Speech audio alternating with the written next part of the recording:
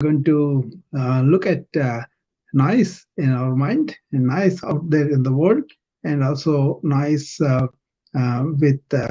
within, for each other, and also silence that we can cultivate, right?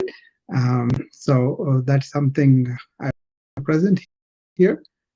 So you can just take a look at, are we speaking from the all sorts of commotion within or commotion outside, or you're just being quiet, and then when given chance, your silence gives you all the things that you want to talk about. Okay, this is very important in the modern age, where we are always presented with a lot of data, a lot of things, and we're always putting so much out there from our noisy mind too, and which is not really very well, because you're not tuned with yourself, right?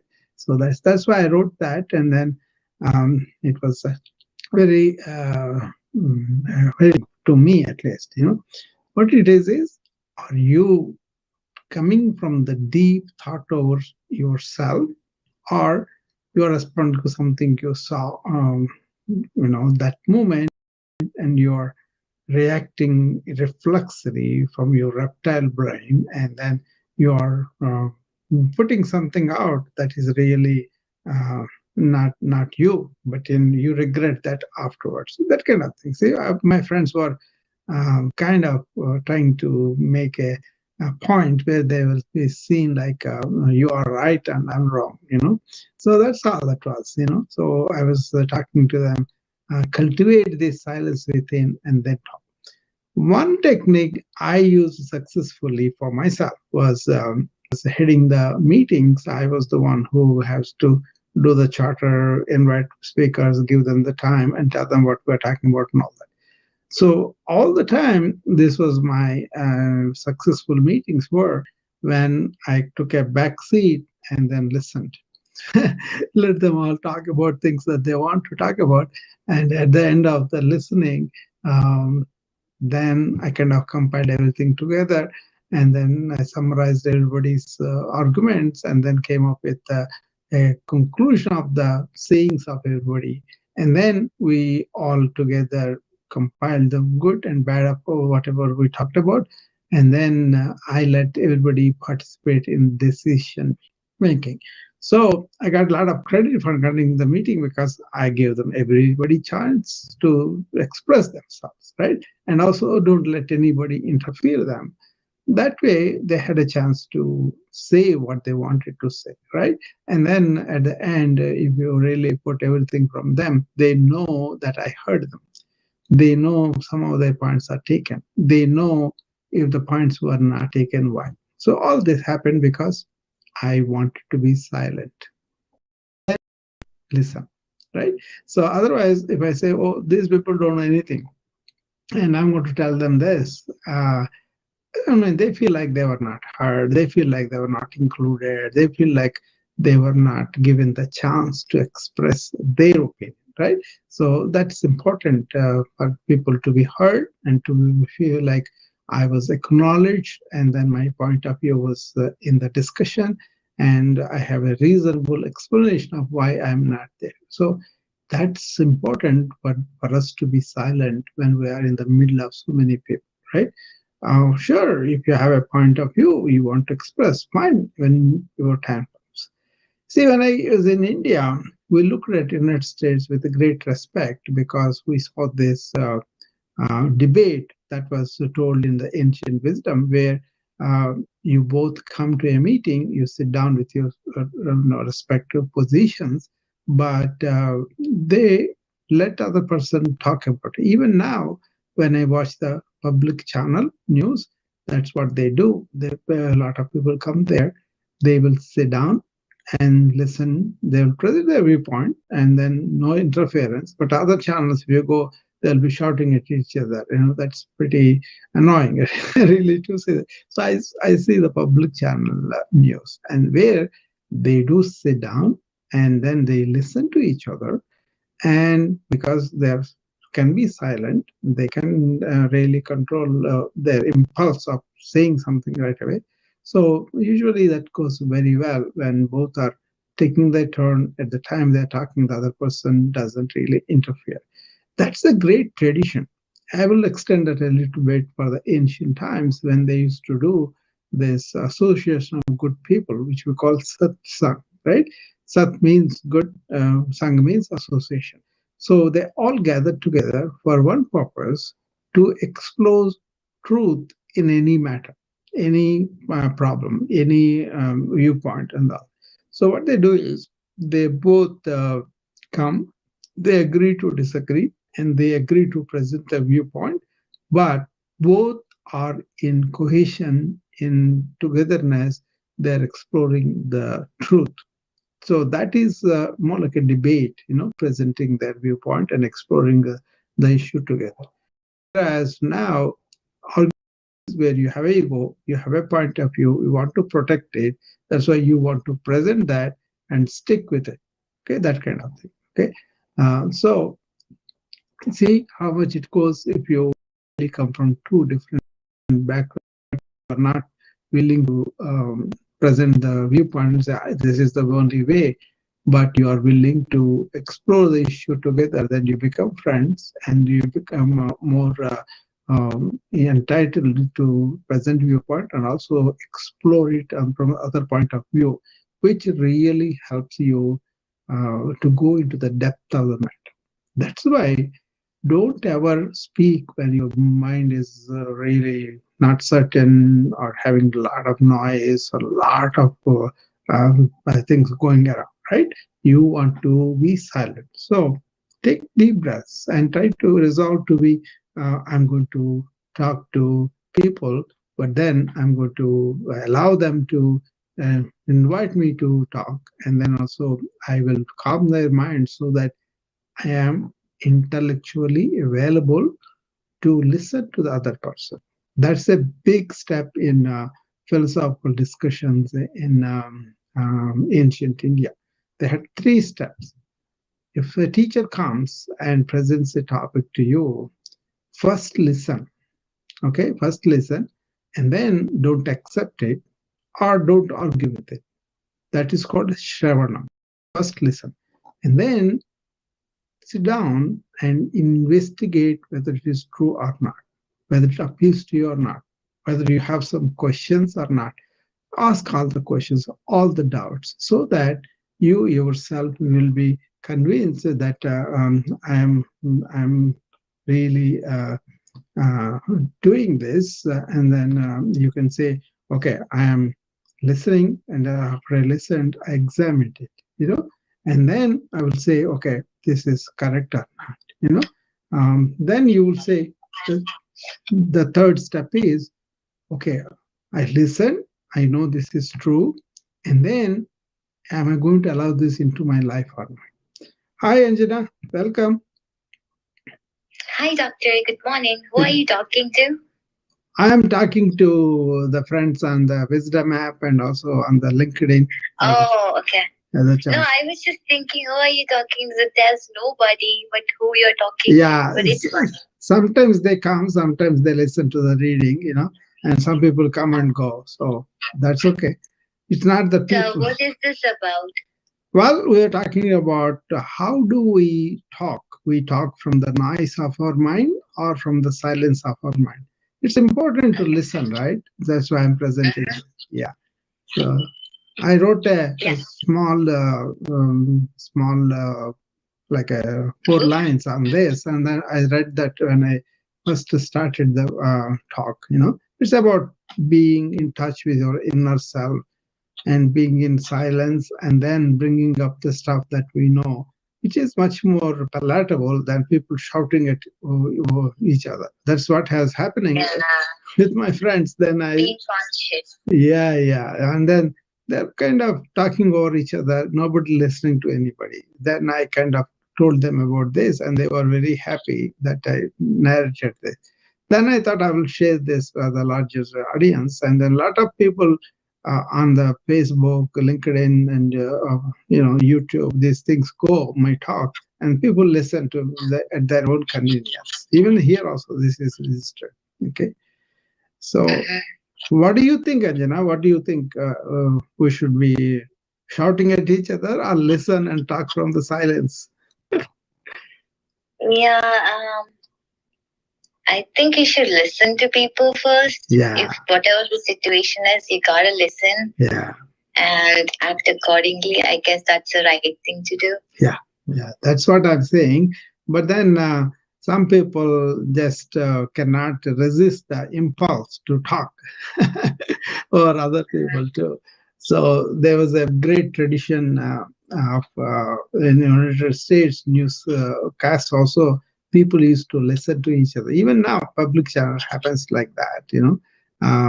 That's why I listen to those newscasts where people come and sit down and present their viewpoints, but then they don't talk over each other, which is a very good thing.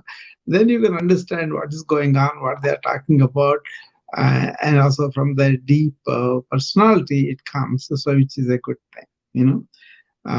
It looks like a small topic, but it is not. We have to ask how many times we were able to be silent when we are in the group of discussion. How many times did we restrain ourselves so that they will invite us, and at the time we speak, or we allow the other person speak first and listen to him and then come up with your own response, not to just to win an argument, but what you think is going to be useful for both of them, that kind of. So in yoga, they teach you how to be silent, ultimately. So I can sit in silence for a long time, but a lot of my friends and family are not able to do that all the time. But then we teach them how to deal with the noise that comes up, both from externally and internally, from your past, from your future. All the people are with that social media and all this exposure to so much of stimuli, they are getting more noisy, both outside and also inside. So there are ways to control that noise or too much activity of the words. Take a deep breath, sit quietly, look at the nature, and also just close your eyes and follow each thought. All this practice I teach in my classes and also in my lectures. And a lot of people report a lot of headaches, lack of sleep, all these are gone when they were able to sit silently, quietly, you know. So, Anjana, do you do yoga or anything like that? Not every day, but I used to do meditation, and then there was the time somebody taught me yoga, few of the asanas, but not often. I don't practice that often. Yeah, it's asanas no big deal because they help you physically, but it is yoga is for the mind. A lot of people miss that mind in the sense they tell you, okay, if your thoughts are going all over, bring them together to one point, and then follow each thought so that they slow down. At the same time, take deep breath. And then when they slow down, you will come to one thought, and then you catch that thought and see what it is. If it's negative, try to replace it with some positive. It is not going to be easy on the first day, but you got to do it every day at the same time, same place, and then you will get hold of it. These days is very important because we are dealing with so much data, so many stimuli, so much of activity with our mind. So to protect the mind, I always tell them do this in the morning and in the evening. So first thing in the morning when you get up, and also before you go to sleep, if you just cultivate this habit and kind of reflect on things, it's much healthy down the line.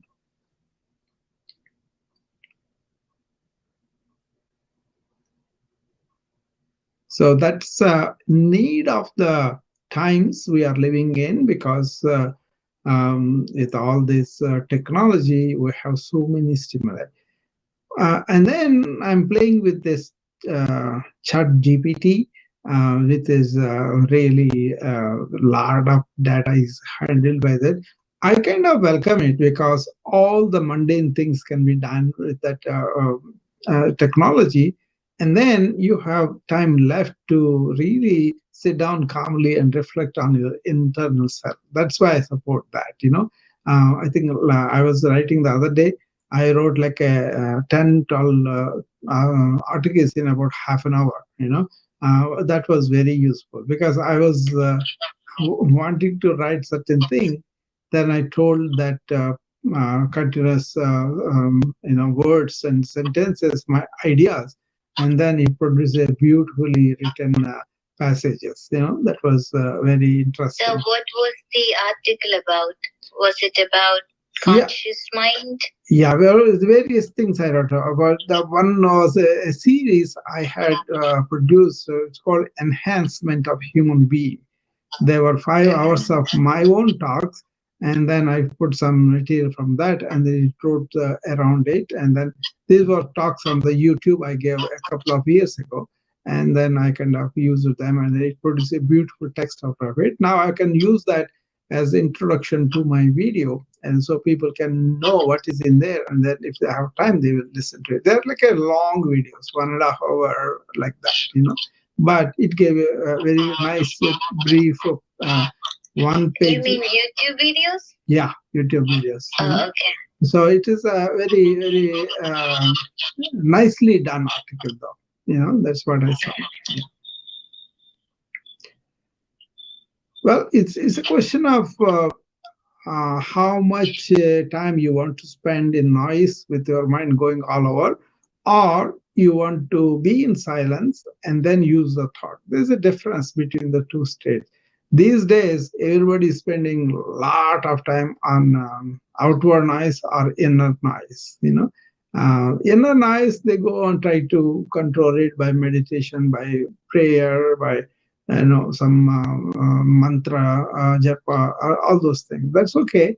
But so, Doctor, I have a question. Yeah. So, what do you mean by when you say inner voice and outer voice? Yeah. You see, if you really look at things going outward, you will notice vehicles going on, all the noise that's going around us as you get into the day, right? That is external noise, that's simple. But inner noise is where you have this voice always telling you something all the time, all the way. You cannot control it. You cannot have focus on the jobs you are doing because there's something going on inside you propelling you. You got to do this, you got to think about this, you got to keep reminding this. Oh, if I don't do it, what will happen? And then you imagine like, oh, if I don't get the money, I can't pay the bill, I can't pay the bill, these things happen. That is all noise. So it's not able to be in the present, but allowing the thought go vagabonding. It goes into the past or into the future. Like I used to illustrate to them, I can go from here to India in my thought, in my memories, within a few seconds and come back to America. So that is the inner voice where you don't need to, that means you don't have complete focus on what you are doing, but your thought is going either to the past or into the future. That means in your memory or your imagination. Don't you feel that, Anjana, sometimes? Yeah, I do. Yeah, that's the inner voice. I don't know how to define these noises. Yeah. Or being in the conscious mind. Yeah. But yeah, you use the word conscious mind. That's a good thing. So suppose you took a job or something you are doing, so anything, and then is your mind there, or you are koya koya, we call it in Hindi, where you say, I'm going to go and think about this, worry about this and all that. A lot of my patients, they worry. That means they worry about what may happen into the future, or they may regret something that happened in the past. Okay, and they have guilty, they have regrets and all that. They come up, and then they miss what they are doing, the present moment. Okay, but if you are in I have a question. Yeah, but this might seem like an out of topic question. Yeah, but when I checked your bio, it said that you are a wellness coach as well. Yeah. So my question is, what do you think, what is the cause of depression? Oh. Like, not only the cause of depression, I want, if you are in depression, what would be the treatment be? Yeah. See, depression is like a having a feeling of dumping in the life. They don't feel like things are really looking up, and that is negatively looking at things, even though the cause may be real. If somebody died or something, the situation is okay. But then, if you are somebody's okay, still you are kind of feeling like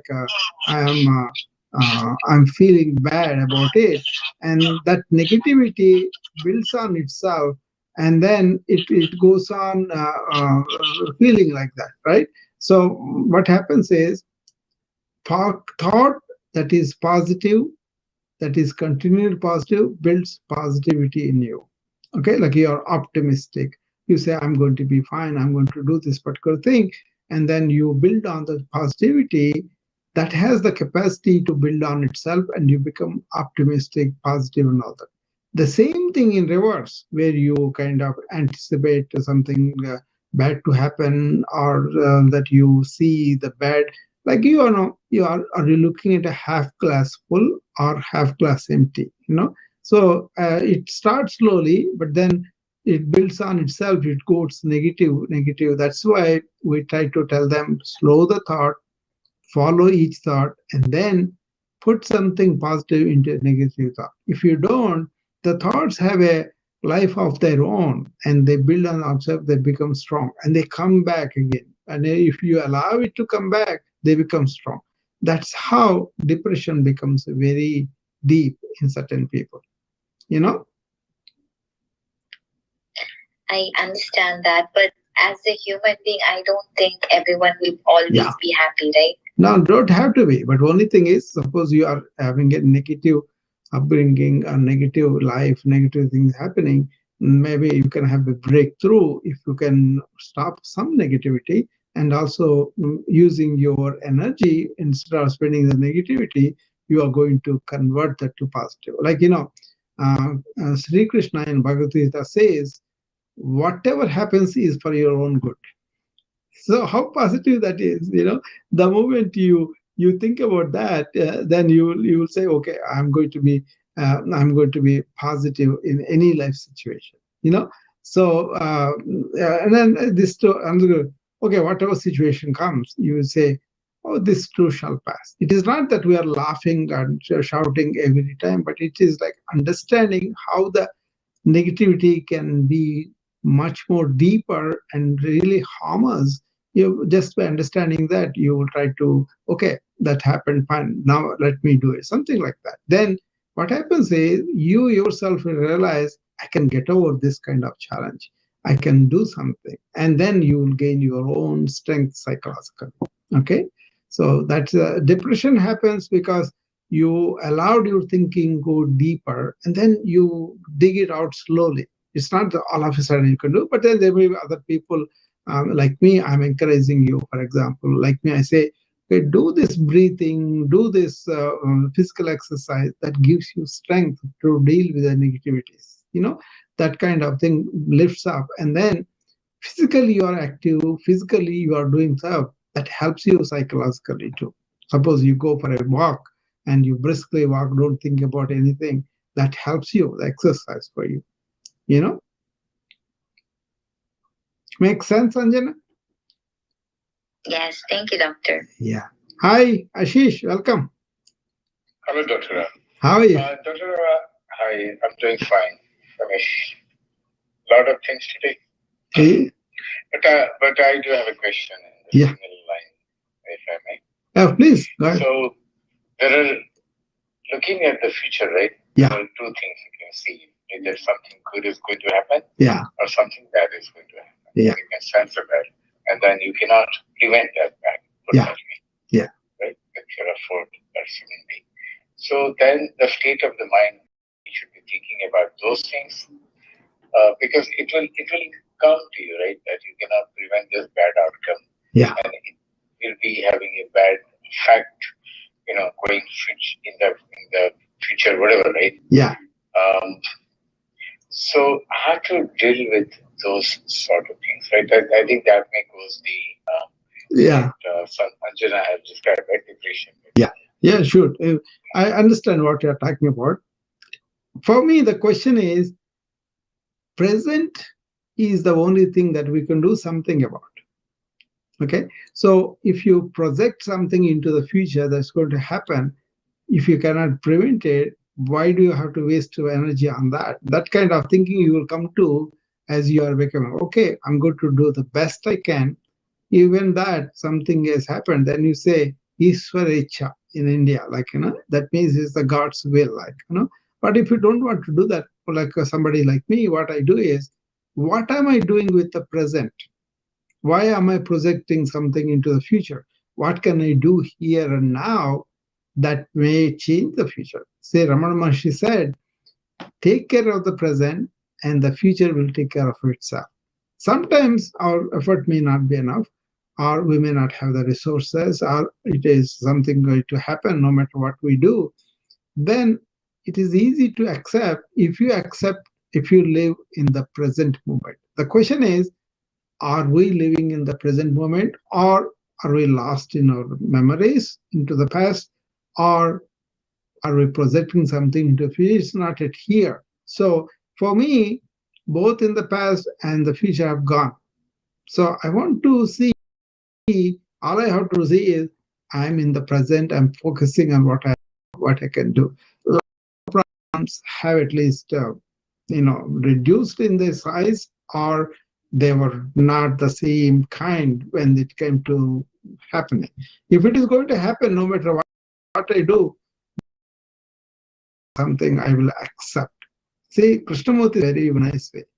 What is life. So accept whatever comes your way, and the more you deal with what is and accept it, the more you are living in the moment. You see, there was a story. One time he was sitting in a group, his friends and followers, right? And all the other people were really discussing something very serious, very intellectual thing, right? And then he suddenly straightened up where he's sitting, and they all thought, oh, something very profound is going to come out of his mouth, right?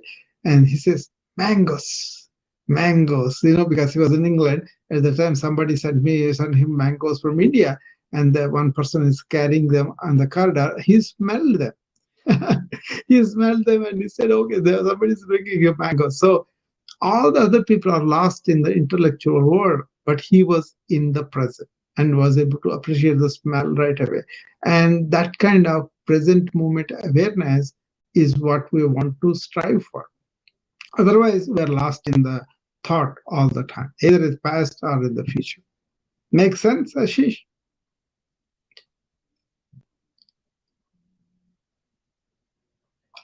Yeah, we are lost. But then, the idea, Dr. Rao, is that sometimes what presence are missing actually. That's also like a fear of missing out.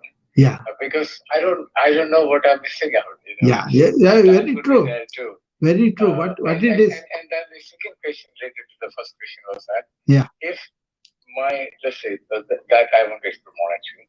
So if my future is going to be bad actually in whatever way, then my mind would think and think and think, right? Yeah. That's when the overthinking will come. That how I can make it better. Is it me? Yeah. Because of it is or is it lack of my thinking, lack of my brain power? No, it's not lack of. It's too much.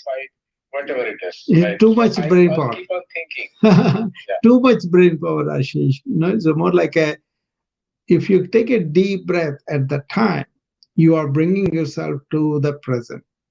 Provided you are aware of the deep breath and you focus on the inhalation, exhalation, then that becomes a habit down the line. You see, we were now taught about being in the present. We were always allowed the thinking to go wherever it wants. That is why I call it vagabonding. That means It can take a flight into the past or into the future by itself. We never thought that is under our control. That's a choice we make each moment.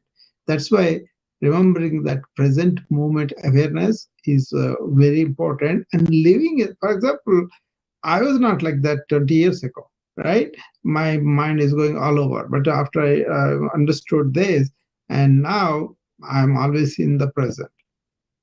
We may plan something we want to do, but when I'm doing that, what particular step, there will be a series of steps that I plan, right? That one particular step, I will give complete all. That's why I teach my staff or my family, everybody, one particular thing, attention to every action we are doing. Attention means intense awareness. Don't think around it. You might have thought about it and got it, but don't think about, oh, will it happen? Will it not happen? No, your energy should be completely in the present, because we don't have the habit of that. This other habit we cultivated, where we think, the more we think about it, the better it is, and then we think through so many things. That is the problem, and that way, the neuroplasticity, if you take it, the more positive you think, the more positive brain you can create, actually, you know.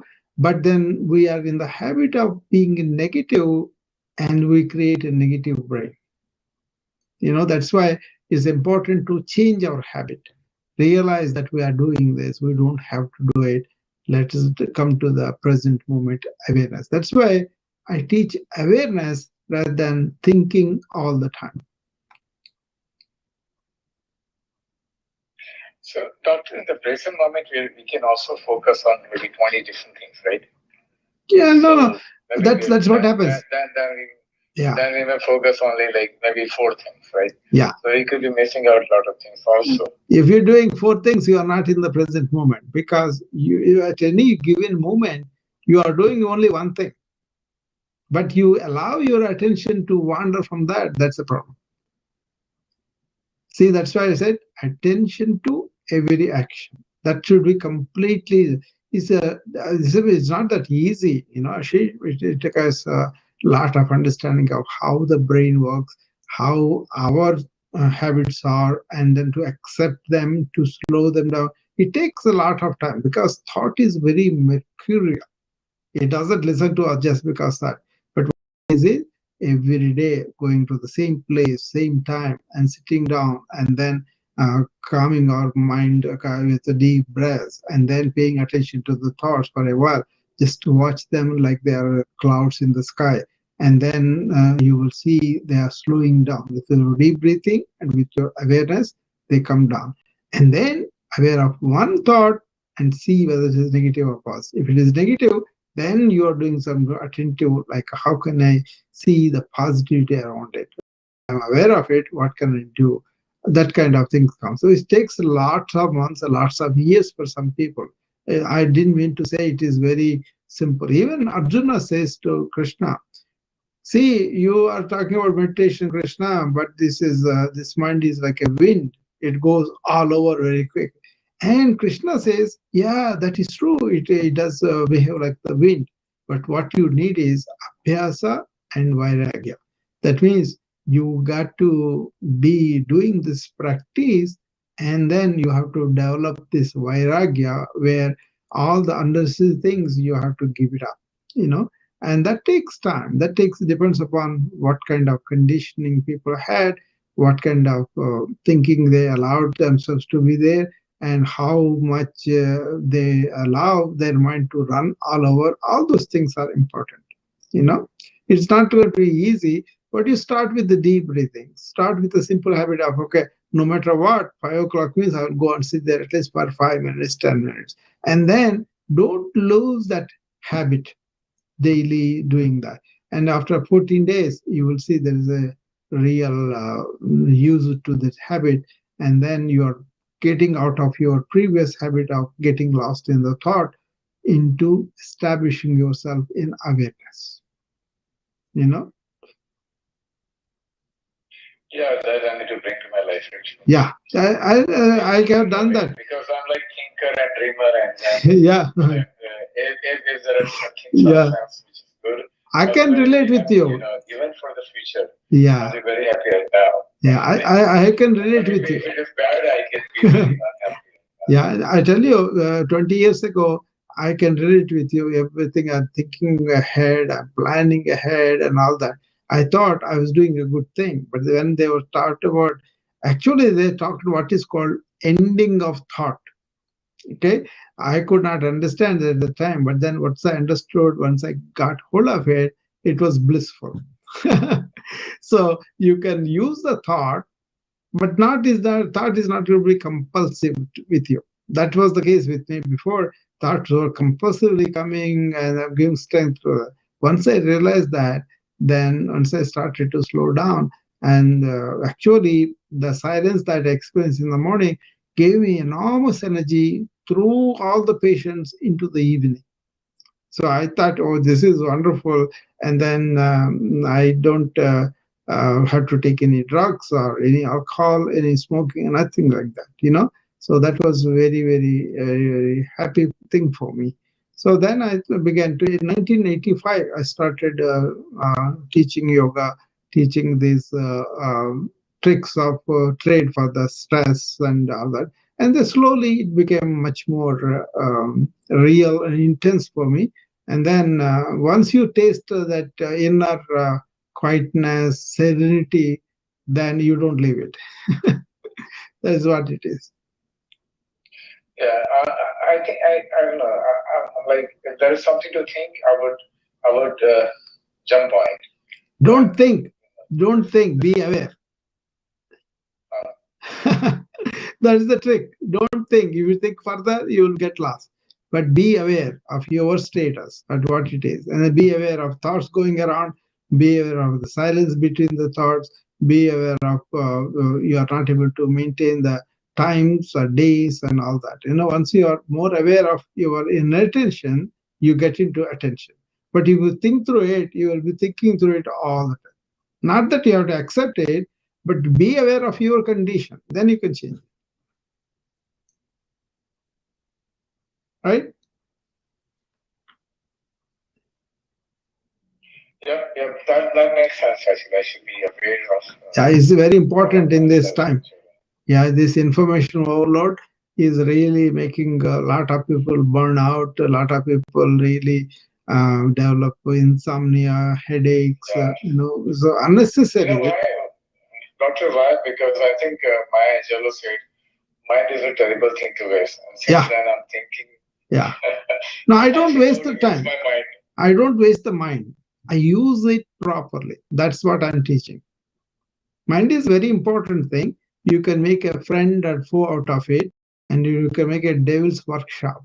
What I'm advising is don't make it devil's workshop. Give it the rest it needs, and keep it under your awareness. Then what happens is you use the mind better. See, like I'm talking to you, I'm using my mind to talk to you, right? But what has changed for me is the thoughts are not compulsive anymore.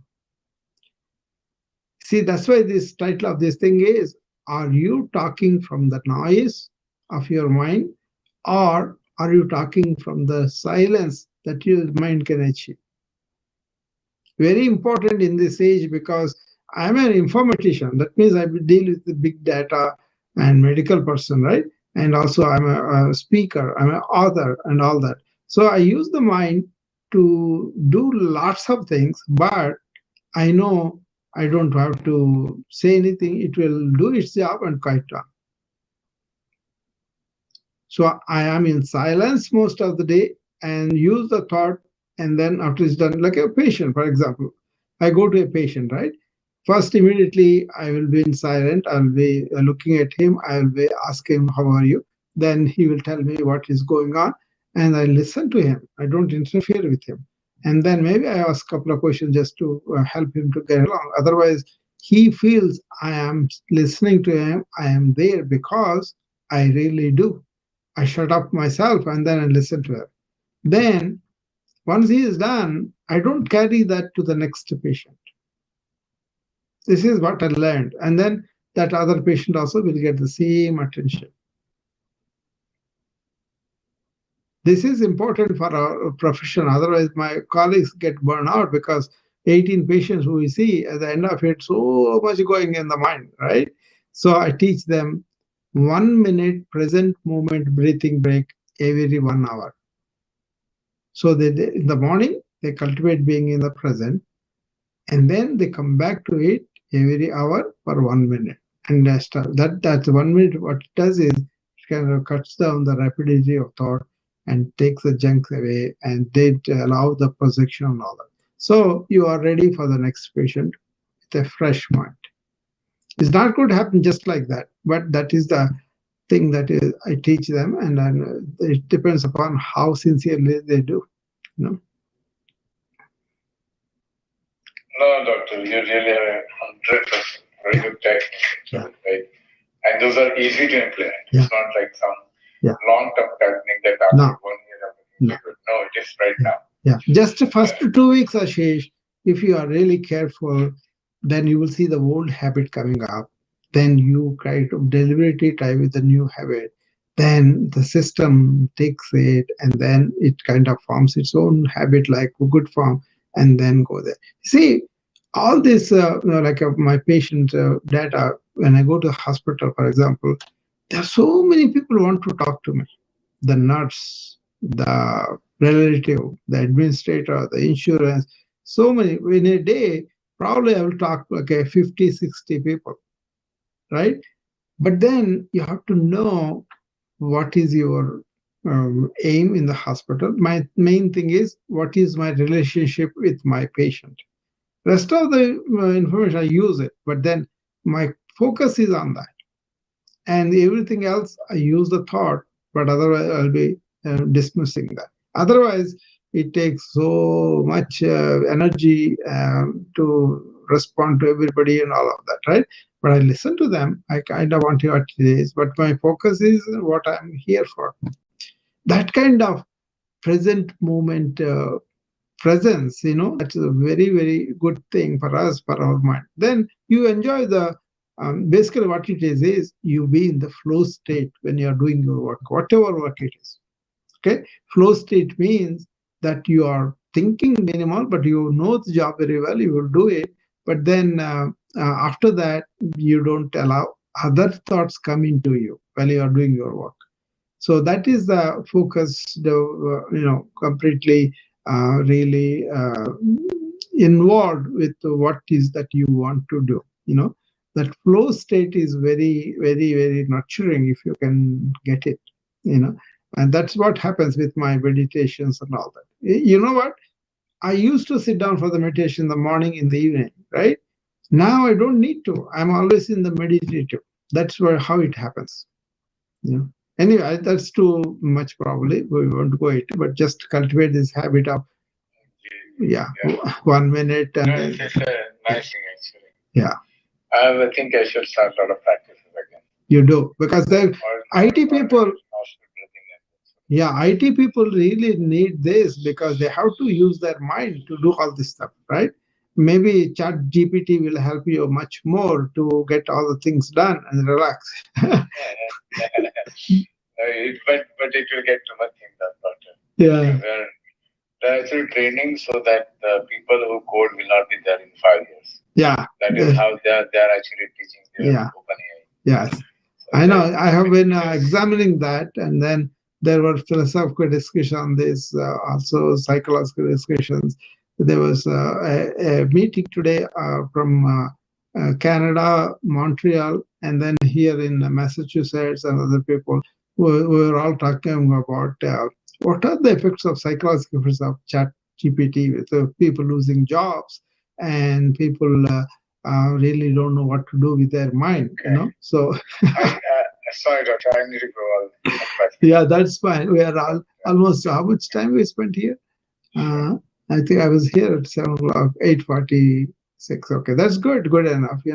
And there are people on the wisdom. If they want to come up, they can come up. I can talk to them. Otherwise, I will close the room too. So there's so many people in here. So okay, Ashish, see you there. Okay. Anybody wants to come up on the wisdom app, and then I can talk to you. Otherwise, I will close the room.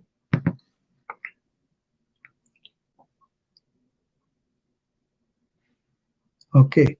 Thanks everybody on the Facebook and LinkedIn, and I'll see you later.